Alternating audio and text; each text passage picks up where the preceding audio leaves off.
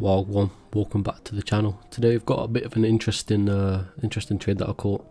So as pretty much everyone that trades knows, 10th of October, the biggest bearish day so far this year for multi-assets at least, but definitely for crypto.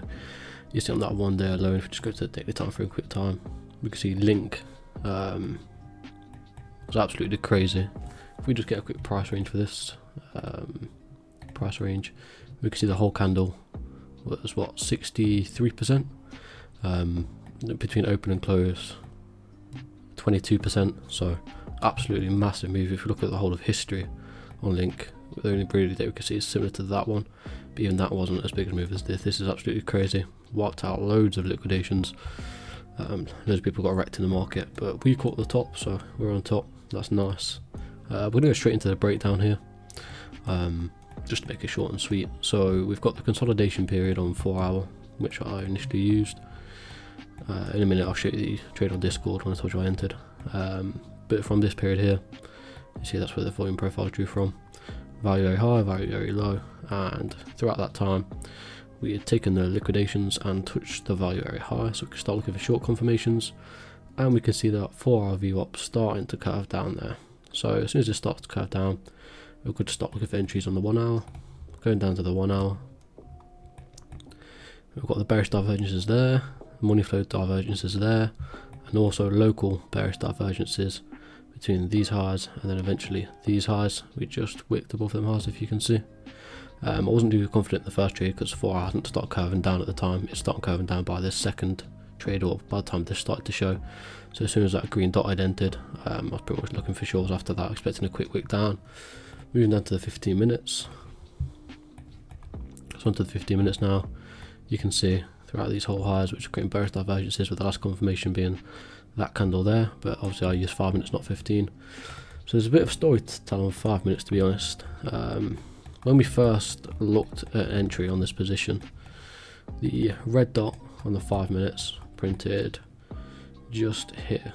Now I wasn't comfortable having that loose of a stop loss. Obviously, because in hindsight that would have worked, but with that stop loss you'd have to be aiming below these lows for a TP, which I don't really want to do, to be honest, because if we're going to go higher after this point, we'd probably take these lows and then go higher.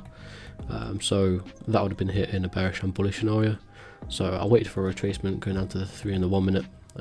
We can see here on the 1 minute, if we get back to that same place, we came up to the highs on the 1 minute, and we printed a red dot within this candle here.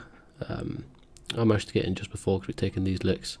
It started curving just down. I sort of knew that dot was going to print, especially with a 3 minute as well. So here with the 3 minute as well, we can see that these two highs here created the bearish divergence, and the trigger wave was about to print here. So everything was looking nice. I managed to get a nice early entry on that at 22.717. So we're going to jump to the Discord now. But we can see here that this trade played out beautifully. I did sort of anticipate lower, obviously not that low, that was a fucking stupid move. But I didn't have much of a run left to play with, but we'll go through the Discord now and see what happened. So obviously I put the first trade here, well, the only trade, shall I say, where we just entered, 22.717, and the first TP there for a 20%, second T there, TP there. I think that was a 30% and that was a 40%, so 70% done.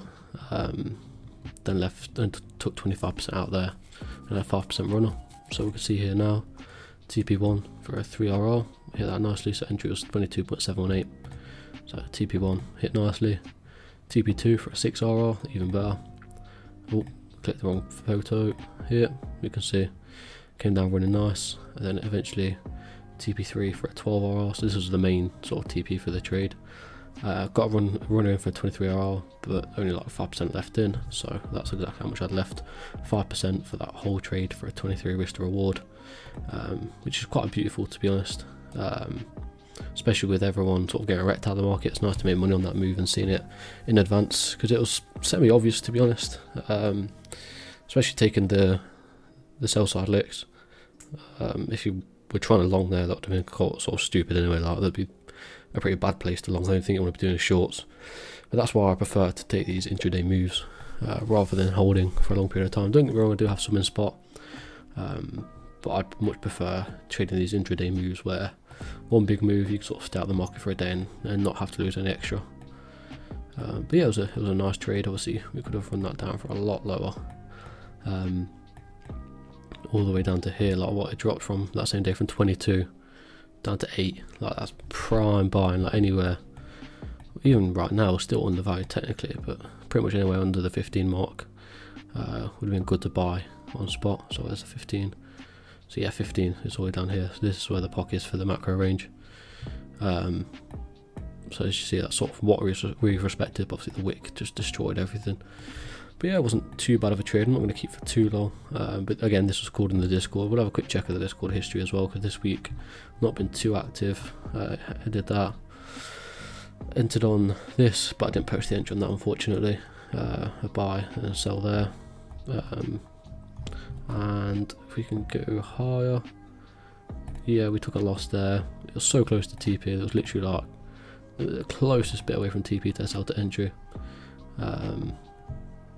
Stopped on that trade. So yeah, it's not been too much of a successful. We caught this on USD JPY 6RR for the majority TP anyway. You can see here, this is where we entered, exited and exited. So there's some nice calls, to be honest. I tend to catch a high risk to reward. Maybe take a few more losses than most people. I don't know though, because even just looking at this last few weeks, the win rate's been quite nice, but you've got to take some losses to make the big wins, and that's just what the game's about. But yeah, it's not been too long of a video. Hope you've managed to take all of that in. If not, just give it a quick rewatch. It helps me with the views as well, so love and laugh. Alright, safe.